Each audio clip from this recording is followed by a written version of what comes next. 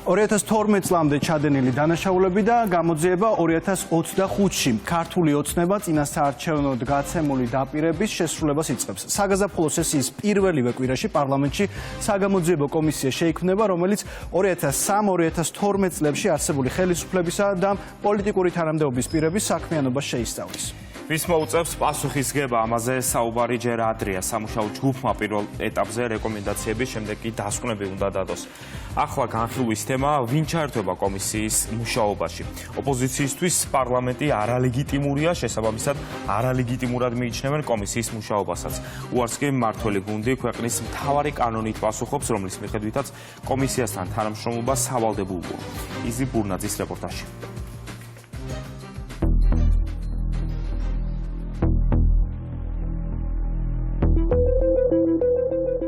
ახალ სამუშაო წელს ახალი პოლიტიკური განაცხადი გაკეთებულია. ქართული ოცნება მე-9 გამარჯვების შემდეგ წინასაარჩევნო დაპირების შესრულებას იწყებს და საკანონმდებლო ორგანოში დროებით საგამოძიებო კომისიას ქმნის. ერთ კომისიას გამოსაძიებელი ბევრი ექნება. სწორედ ამიტომ მუშაობა საგაზაფხულო სესიის პირველივე კვირიდან დაიწყება. ნაბიჯის მიზანი, რომელიც სახელისუფლებო გუნდმა გადადგა საზოგადოებას 9 იანვარს პარტიის ცენტრალური ოფისიდან უმრავლესობის ლიდერმა განუმარტა. შეიქმნება 2003-12 წლებში მოქმედი რეჟიმისა და რეჟიმის პოლიტიკური თანამდებობის პირების საქმიანობის შესწავლელი დროებითი საგამოძიებო კომისია. საზოგადოების მნიშვნელოვანი ნაწილი ასაკის გამო არ შეესწრებია დანაშაულებს, რომლებსაც ნაციონალური მოძრაობის სისხლიანი რეჟიმი სჩადიოდა. მრავალ ადამიანს კი ეს დანაშაულები სულ მცირე ემოციურ დონეზე აქვს მივიწყებული.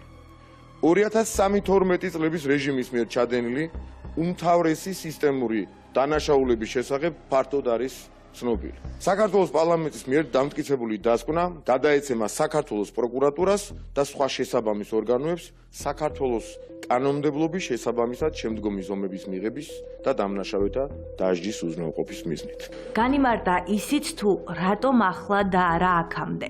თუმცა მას შემდეგ რაც კომისია 6-თვიან სამუშაო პროცესს დაიწყებს, საპარლამენტო უმრავლესობა დარწმუნებულია, რომ წინა ხელისუფლების დროს ჩადენილი დანაშაულების შესწავლისას პროკურატურას არაერთი მნიშვნელოვანი მტკიცებულება გადაეცემა. 9 წლიანი რეჟიმი, რომელმაც ომში გაქვია, ტერიტორიები გადააბარა რუსეთს, შემდეგ ესე გაუპრავა ეს გადაბარება იმ ტალეონის დასკვნაზე დათანხმებით და რეზოლუციაზე ხელმოწერით. ის სისტემური დანაშაულები, რაც ხდებოდა, რეკეტი, გაუპატიურება, წამება ადამიანების ოჯახებში, თვალთვალის აძინებლებში და ასე შემდეგ. ეს ყველაფერი დაუჟელი არ უნდა დარჩეს და ჩვენ ბევრჯერ ხაზი გაგვისვავს, რომ ეხლა დადგა ის მომენტი, როდესაც ჩვენი ქვეყანა იმდენად ძლიერი არის და უკვე იმდენად გამტკიცებული არის ჩვენი სუვერენიტეტი და იმდენად დამოუკიდებლები ვართ, რომ შეგვიძლია ეს ნაბიჯი გადავდგათ, ვინაიდან ამ ძალებს მფარველობდნენ გარედან ძალიან ძლიერი, ასე ვთქვათ, აქტორები, რომლებიც ამის საშუალებას არ გვაძლევდნენ და თავს მოგვახვიეს თავის დროზე კოჰაბიტაცია და ნუ კიდევ ბევრი სხვა თემა იყო. ეხლა ჩვენ არავის არაფერს არ დავეკითხებით და რაც შედის ჩვენი ქვეყნის ინტერესებში, რა თქმა უნდა,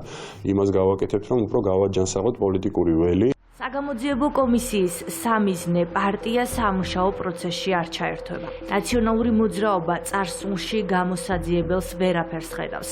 განსაკუთრებით დიდი ოდენობით საბიუჯეტო თანხების გაფლანგვაში ბრალდებული ყოფილი პრეზიდენტის სასამართლო პროცესზე მისულმა მოქმედმა თავმჯდომარემ თქვა, რომ საკითხზე სერიოზულად საუბარი უჭირს. რა უნდა გამოიძიოს, თუ რამე ქონდა გამოსაძიებელი, გამოეძიებინათ. ეს არის იმგვარი ნონსენსი და არაადეკვატურობა, რომ ამაზე სერიოზული პასუხის გაცემა მიჭირს, გარდა იმისა, რომ თქვა, რომ მათ თავად აუცილებლად მოუწევთ, რომ პასუხი გასცენ დამოუკიდებელ სასამართლოს. მუშაობაზე უარს ამბობენ სხვა ოპოზიციური პარტიებიც. წინა ხელისუფლების პერიოდიდან გამოსაძიებელს ვერაფერს ხედავენ ნაციონალური მოძრაობიდან სხვა პარტიაში გადასული ყოფილი წევრებიც. ვის გამოძიებას აპირებენ არ ვიცი, იმიტომ რომ მე მგონი მაშინდელი ხელისუფლების დროს რაიმე, ასე ვთქვათ, პრობლემები თუ იყო, ამ პრობლემების შემსრულებელი ხალხი და ამ პრობლემებზე პასუხისმგებელი ხალხი დღეს ძალიან მყარად არის მოთავსებული ქართული ოცნების რიგებში. ბარიერ გადალახული ოპოზიციის უარი საგამოძიებო კომისიის მუშაობის დაწყების ბარიერი ვერ გახდება. პროცესში ოპოზიციის კვოტით ხალხის ძალის დეპუტატები ჩაერთვებიან. პარლამენტის ვიცე-სპიკერი და ხალხის ძალის ლიდერი სისტემურ დანაშაულზე და ადამიანის ევროპული სასამართლოს მიერ მიღებულ გადაწყვეტილებებზე საუბრობს. სოზარ სუბარი 2008 წლის ომთან დაკავშირებით წინა ხელისუფლების დროს გადადგმულ ნაბიჯებსაც იხსენებს. კომისიამ სწორედ ეს და შემდგომი პერიოდიც უნდა გამოიწვიოს, თუმცა გამოძიების ადრესატები სამხედრო მეთაურები და ჯარისკაცები არ იქნებიან. ნაციონალური მოძრაობა არის პარტია, რომელსაც მართლა დანაშაული აქვს ჩადენილი ქვეყნის წინაშე. სისტემური დანაშაული, როგორც შეაფასა ადამიანის უფლებათა ევროპულმა სასამართლომ. ევროპის სივრცეზე ალბათ არ მოიძებნება არც ერთი პარტია, რომელზეც ადამიანის უფლებათა ევროპულ სასამართლოს კონდეს ნათქვამი, რომ ამ პარტიას ჩადენილი აქვს სისტემური და სისტემატური დანაშაული საკუთარი ხალხის წინაშე და თან ისეთ ძიმე თემებში, როგორიც არის ადამიანის უფლებების მასობრივი დარღვევები, ადამიანების წამება, ადამიანების გაუპატიურება და მკვლელობების პარტია, რომლის ქმედებებსაც 2008 წელს მოჰყვა რამდენიმე ასეული ადამიანის სიკვდილი. სტრასბურგის სასამართლოს მიღებული აქვს 100-ზე მეტი გადაწყვეტილება განაჩენი, სადაც ნაციონალური მოძრაობა არის გასამართლებული და სადაც უმძიმეს დანაშაულებში არის ბრალდებული ნაციონალური მოძრაობის ხელისუფლება. თუმცა პირველად სიტყვების სისტემური და სისტემატიური დანაშაული გაჟღერდა შარშან საქმეში ოჩიგავა საქართველოს წინააღმდეგ. პირდაპირ შეგვიძლია ვთქვათ, რომ ეს არის დავალება საქართველოს დღევანდელი ხელისუფლების მიმართ, რომ გამოიძიეს სისტემური დანაშაული. კითხვა ბევრია. კითხვის ადრესატები კი სამუშაო პროცესზე უარს ამბობენ, თუმცა პროცესში მონაწილეობა მაინც მოუწევთ. მთავრობის მეთაურმა ოპონენტებს კონსტიტუციაზე მიუთითა და ოპოზიციას ბაქოდან კიდევ ერთხელ შეახსენა, რომ კომისიასთან თანამშრომლობა სავალდებულოა. ამას კი ქვეყნის მთავარი კანონი და სისხლის სამართლის კოდექსი არეგულირებს. საგამოძიებო კომისიასთან თანამშრომლობა არის ყველა შესაბამისი პირის ვალდებულება. და თუ ეს ვალდებულება არ შესრულდება, ამისათვის არის გათვალისწინებული სისხლის სამართლის სანქციები. მე ეს ყველას მინდა შევახსენო. რაც შეეხება თვითონ საპარლამენტო გამოძიების მნიშვნელობას, თავისთავად ეს არის ძალიან მნიშვნელოვანი გამოძიება, გამომდინარე იქიდან, რომ საქმე ეხება ძალიან მძიმე დანაშაულებს. მე მინდა შეგახსენოთ რა არის ეს დანაშაულები, მათ შორის ამ დანაშაულთან ნაწილი, დიდი ნაწილი აქვს აღიარებული ადამიანის უფლებათა ევროპულ სასამართლოს. ეს არის ადამიანების კვლევა, ეს არის ადამიანების წამება, ეს არის ბიზნესის რეკეტი, ეს არის არჩევნების გაყალბება.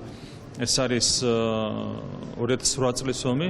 ამ ყველაფერთან დაკავშირებით საჭიროა, რა თქმა უნდა, სიღრმისეული გამოძიება, ვინც არ ითანამშრომლებს საპარლამენტო გამოძიებასთან, ყველას მიმართ იქნება უზრუნველყოფილი შესაბამისი ზომების გატარება, რაც არის გათვალისწინებული ჩვენი კანონმდებლობით. დროებითი საგამოძიებო კომისიის ფორმირება თებერვალში მოხდება. სამუშაო კალენდარზე დღეების ათვლაც სწორედ წლის მეორე თვიდან დაიწყება. 6 თვის შემდეგ მზად იქნება კომისიის დასკვნა, რომელიც შესაბამის უწყებებს გადაეცემა, თუმცა სანამ იქნება დასკვნა, პროკურატურაში პირველი საჩივარი უკვე შევიდა. ერთიანი ნეიტრალური საქართველო ქვეყნის წინააღმდეგ ჩადენილი დანაშაულების გამოვლენასა და კონკრეტული პოლიტიკური სუბიექტების დასჯას ითხოვს. როგორც წარიმართება კომისიის მუშაობა, იმისთვის რომ პროცესი მაქსიმალურად გამჭვირვალე იყოს, სხდომებს საზოგადოება თვალს პირდაპირ ეთერში მიადევნებს.